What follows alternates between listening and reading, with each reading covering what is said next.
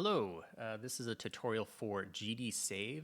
This is a large feature-rich save system for the Godot game engine. I'm going to break this video down into about 3 sections, and I'll try to timestamp them so you can jump around if you're interested. First, I'm going to give some basic information on what this save system is, why I made it, what it does, how it works, and why I chose C#, so it's a C# system. 2, I will present an example project implementing most of the features of the system, and that's what you can see right now. And we'll go over showing all the features actually being implemented so you can see, yes, this is a thought-out system that you can use for a wide variety of games. And then 3, we're going to implement 100% from nothing a complete save system using GDSave, this system, to Brackey's beginner game. So basic information, why I made this. First of all, it's a pretty big system. It's about 6,000 lines of code. And the reason was because I just couldn't find a large feature-rich system that I would come to expect if I was trying to make a game for Godot. I couldn't find one like you generally see in larger engines like Unity or Unreal, so I decided I would take it upon trying to make one myself. Some of the features that this supports are it supports slot-based saving behavior that you can easily switch between, saving of simple entity characteristics with no code. So if you're trying to save something such as an entity's position, rotation, scale, state, if it's inside or outside the scene tree, you shouldn't need to write any code for that, and this system has you covered automatically. It supports saving of spawned objects into the world that maybe didn't exist. So let's say you spawn a chest from nothing into the world, then you leave to a different scene or stage, such as you enter a room, then you come back, the chest is still going to be there with everything that you put inside of it. It supports saving of resources. It supports throttled spawning of entities, and that's important for, let's say, a game like Terraria. As you load a chunk next to you, you're going through the world and you need to load the next part of the world. It's going to throttle spawning all those saved entities so that it doesn't freeze up your frame rates too much. It has a lot of automatic saving options, so that would include things like save on exit, save on game exit, save on slot switch, save after a specific time interval. It also allows you to make changes without breaking your player's save file. So if you change a little bit the way that the saving functionality works for an entity like a chest out in the world, it's not going to break all your players' chests next time they go to load the game. It supports multiple file types. At the moment, it's JSON and binary. It used to support SQLite. I decided not to have it support any of the big multiplayer databases at the moment because I wanted to limit the amount of external repositories people have to install to get this working. But it can things such as SQLite can be easily added to it. It supports metadata for each slot, toggleable file encryption, so your players can be able to read and edit their saves, or you can turn on encryption and they don't know what's going on in that file and they can't edit it.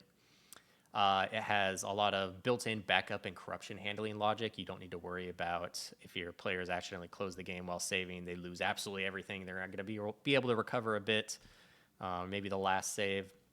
And it has a lot of runtime debug features built right into the system to help you as you're in development. So how it works, the system is entity component based. So I'm going to bring up an example. So this is a branch entity out in the world, just like a log. And in this, I've implemented saving, some simple saving. And that's actually, the saving is handled by these 3 nodes down here. These are components of the branch entity. First, I add a saver component.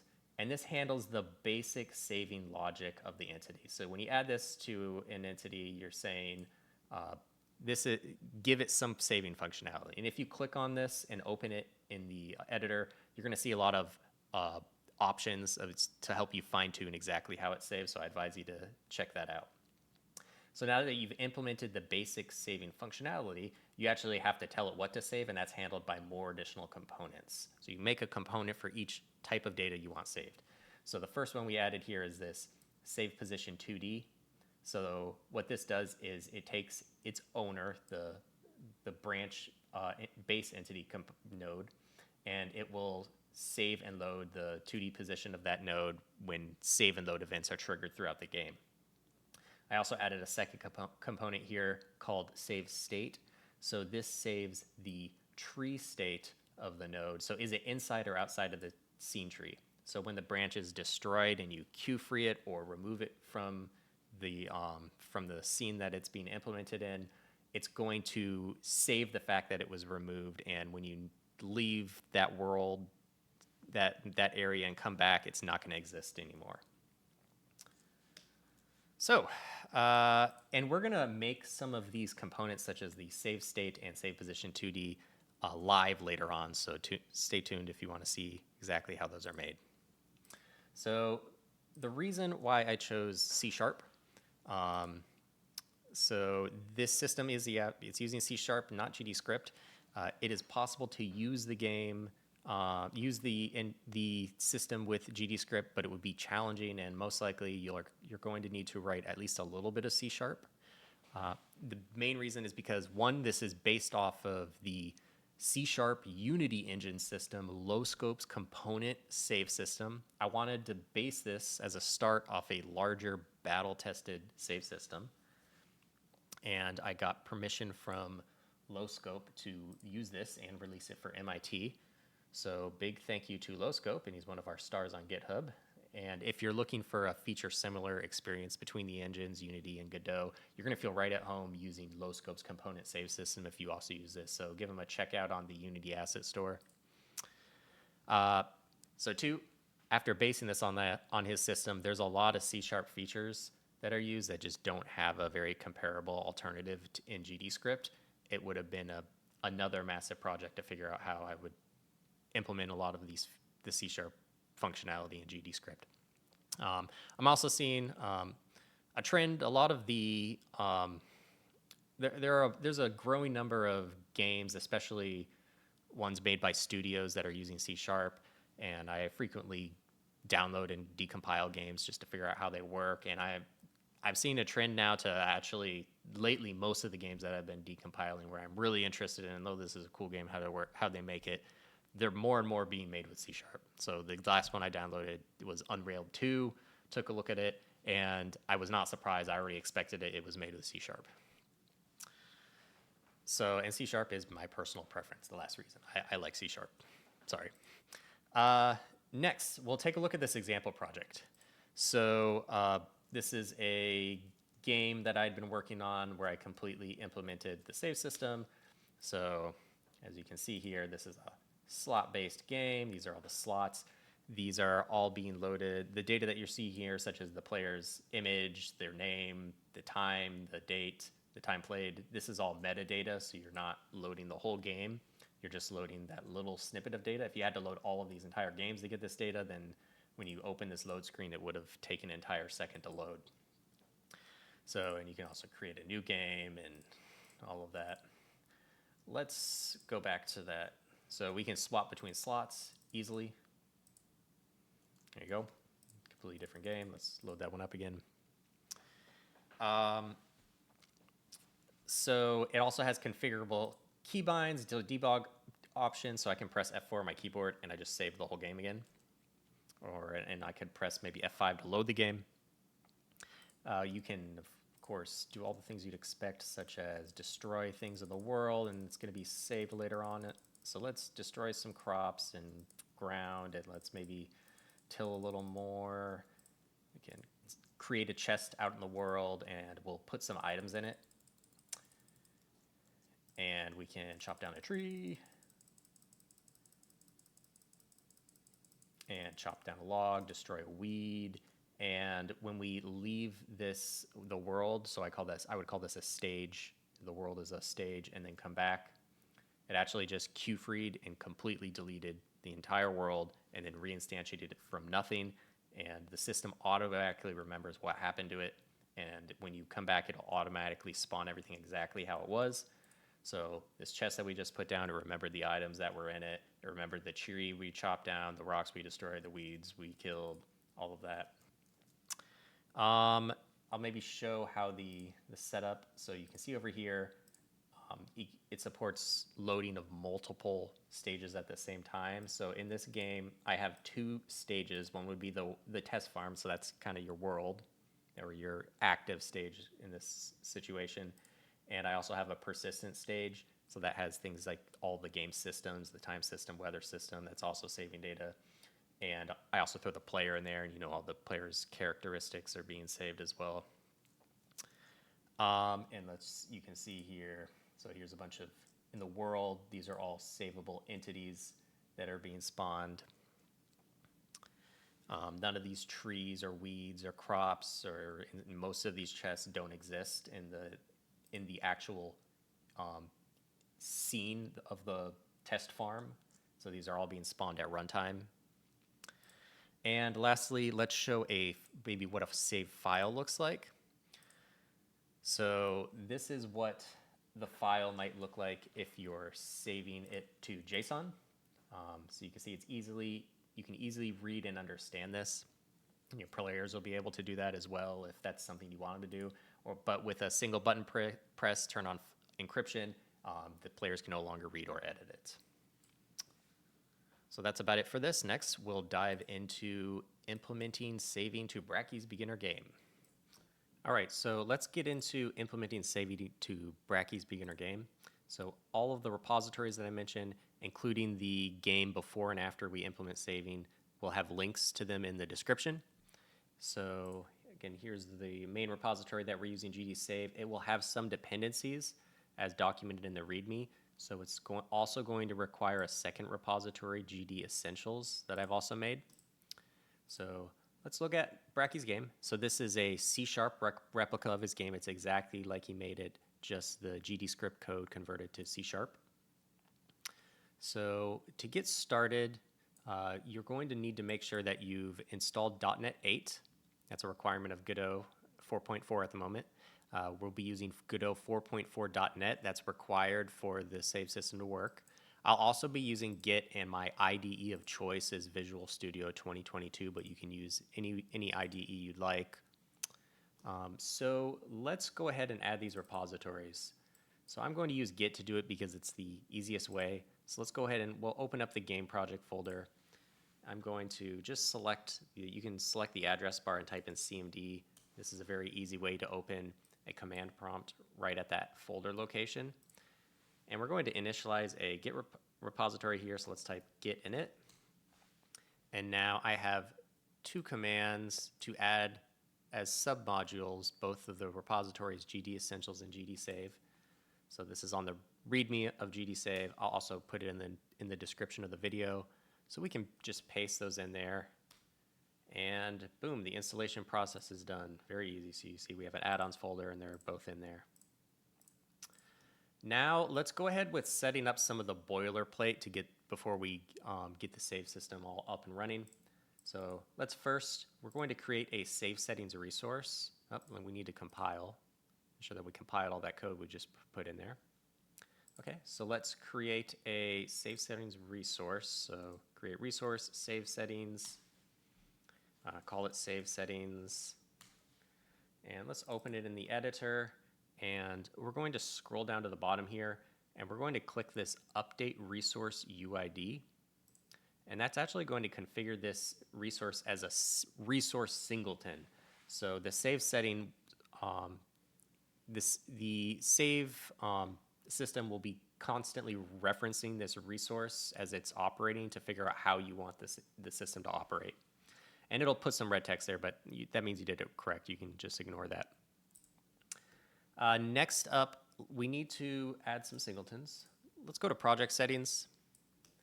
And we're going to add two singletons that are required. One, we're going to add under GD Essentials. We're going to go to Node Singleton, Stage Manager. We're going to add my Stage Manager scene as a singleton. Currently for this system work, you have to use my Stage Manager to handle loading and unloading of stages.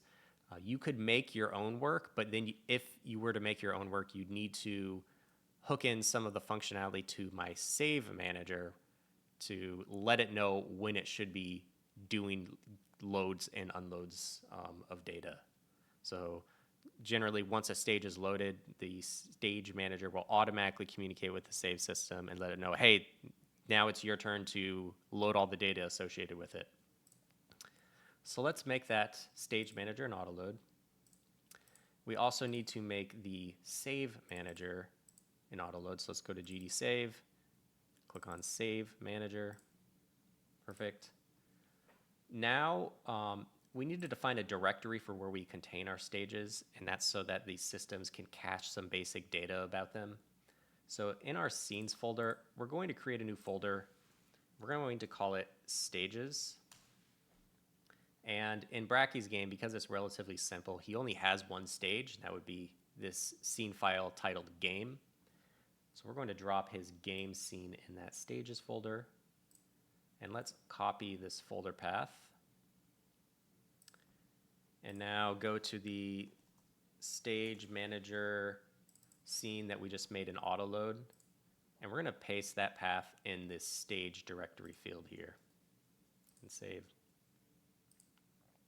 Now, one final boilerplate requirement is that all of these stages in the project must have a root node of type stage. So they have to have a stage script attached to them so that the system can understand what's supposed to be a stage within the scene hierarchy. So this game root node, let's attach a script to it, and the script is just going to be stage. All right, let's save. All right, and now we're ready to get into implementing the saving. So let's set up our settings. Go to the Save Settings resource again. And we're going to enable Use Hotkeys, and that's going to make F4 on our keyboard trigger save events. We're also going to enable logging so we can better see what's going on down here in the editor interface. And one more thing we're going to turn on for this project, we're going to turn on auto save on exit. So that will make it so when you close the window, it will automatically save, and that will make this somewhat of a getting over it type game. I think that would have been Brackey's intent. So now let's implement saving to the player. So let's navigate in our project to the player scene. I'm going to open the scene. And we're going to add 2 plain nodes to the player. The first one we're going to make of type saver. So that implements the ability to save to this scene. So, oh, and I forgot to do one thing. Go to project settings. I'm also going to enable, under plugins, I have a GD Essentials plugin, and that just makes it so that on my keyboard, when I press F3, it will automatically rename the node I have selected in the editor to its script name. So you're going to see some names changing. I'm just pressing F3 on my keyboard. All right. So now we change its name properly. Okay, so we added a saver, and now we have to define what we want saved about this player, and we want its position saved. So let's add a save position 2D node. All right. Next, back to the game scene. Currently, all savable entities have to have editable children set to true. So we're going to enable editable children on the player. The reason for that is because this saver node, it needs to cache some information about the stage that it's in. And if editable children is not set to true, it won't be able to save this in the scene. So this will likely not be required in future versions of Godot. There's an issue report out there that actually has a resolution push, but it looked like it didn't quite make it into 4.5. So hopefully 4.6, you won't need to do this anymore. So now we're ready to give it a test.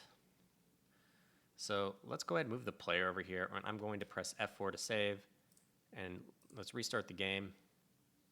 And you can see his position did save correctly, so that's good. One more thing I'm going to do while we're here is I'm going to disable embedded mode, so we actually have a window to close, and that will make it so that when we close the window, it actually saves. Because remember, we turned on auto save on exit, but it won't save if you don't actually have a physical window to close. All right, so F4 to save again, and let's get out of that. Next up, there was one more thing that happened. You might have noticed it. Let's show again. So when the game started here and it loaded our player's position, the camera wasn't right on top of him. So the camera was actually still right over here in his original position, and then it jumped over to him.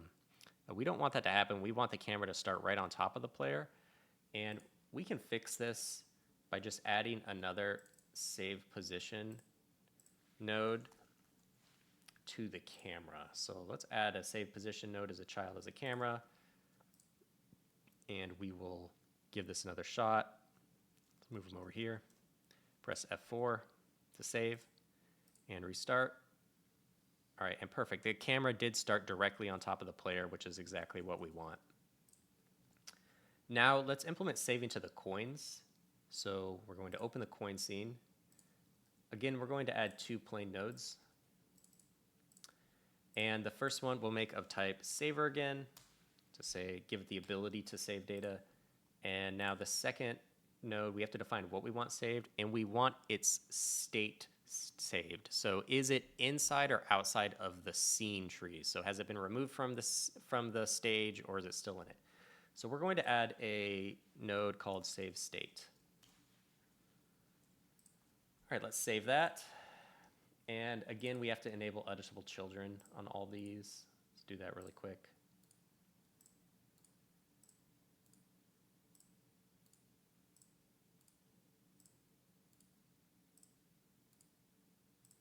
All right, let's save, and let's give it a test run. So let's collect this coin here, and F4, close it, restart.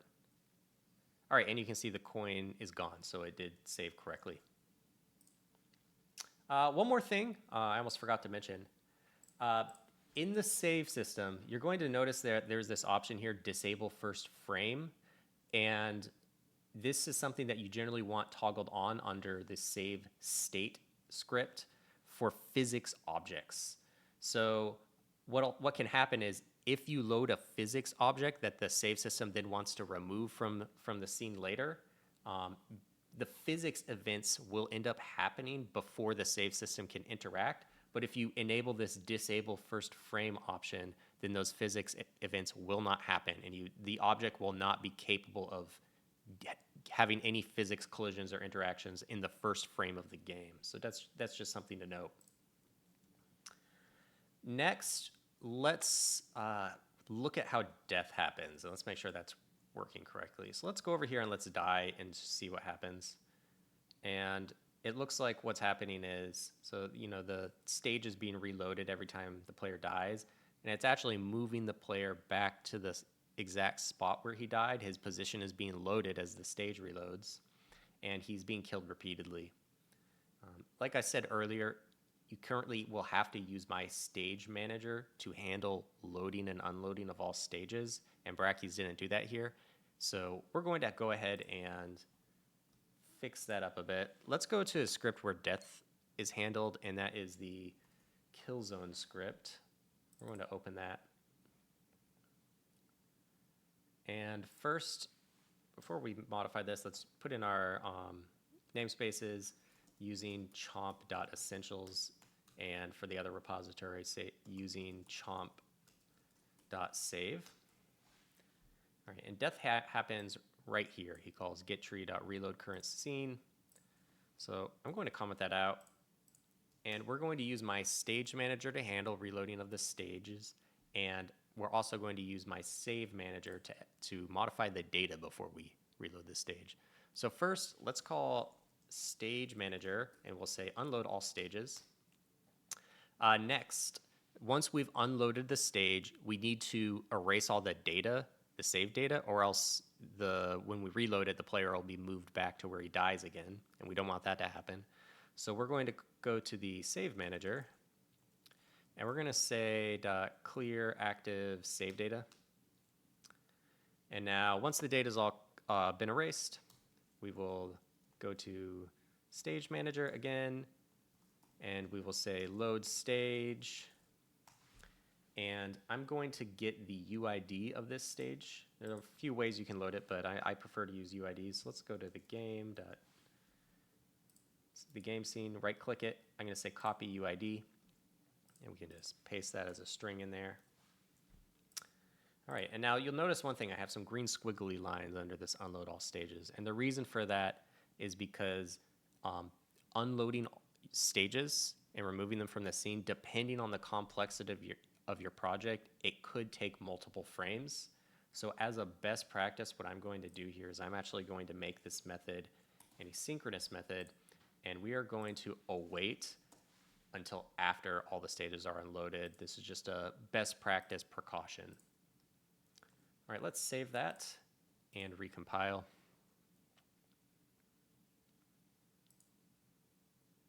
All right, and we'll run it. And you can see now we died again, and it looked like everything worked correctly. So let's go ahead and die one more time. And perfect, everything is working correct. Next, we need to handle saving of the score. So let's move our player over to where the scoreboard is so we can see it. All right, so there's the score, and there's not going to be any pre-made component in this project that'll be able to handle this, so we need to implement a custom saving solution. So let's go ahead and do that now. So he handles saving of his score. Well, he handles the logic for his score in this GameManager script. So let's open the script for the GameManager, and we need to implement saving into this script. So the first thing we're going to do is add our boilerplate namespaces, so using chomp.essentials and using chomp.save. Next, to make this GameManager script capable of saving data, it needs to inherit the interface iSaveable. So let's put that in there, and I can hover over it, press Alt-Enter, and then we've implemented the interface. So all components that save data have to be tool scripts so that they can interact in the editor interface. So we're going to make this a tool script. Next up, you're going to see it implemented this SaveableId. This just needs a plain getter and setter. All right, and now it also put in two methods, onSave and onLoad. So first, onSave, we're going to be returning a string associated with the data that we want to load. And then when a load event happens, we're going to get that string back and decide what we want to do with it. So what we want to save here is this score integer. So what we could say here is just return score dot toString. That would work, but I'm also going to show you this system serializer. So this save system comes with its own serializer that can help you transform objects into a string form.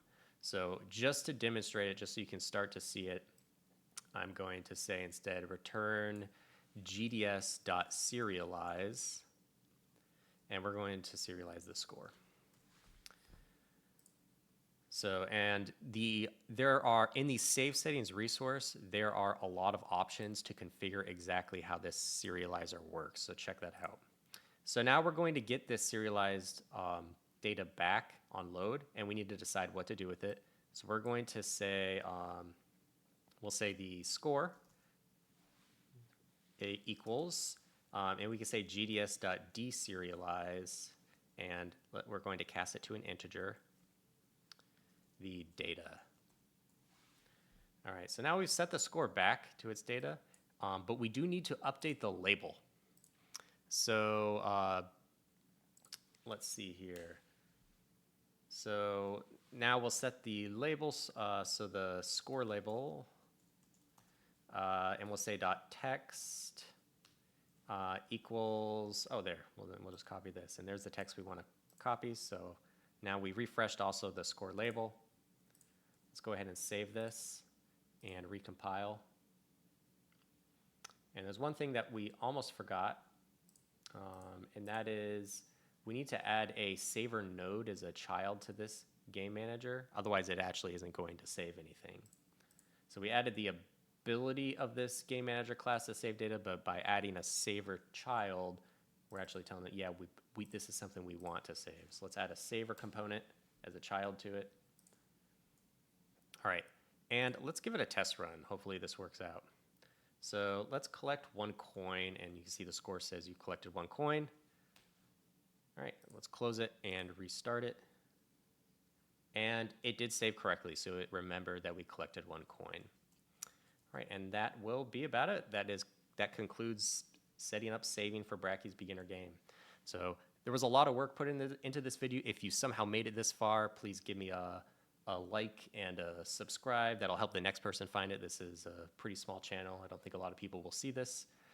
If you do end up using it, you can also give me a star on GitHub and check out maybe Low Scope's component save system if you're swapping between engines. All right, and that is all. Thank you.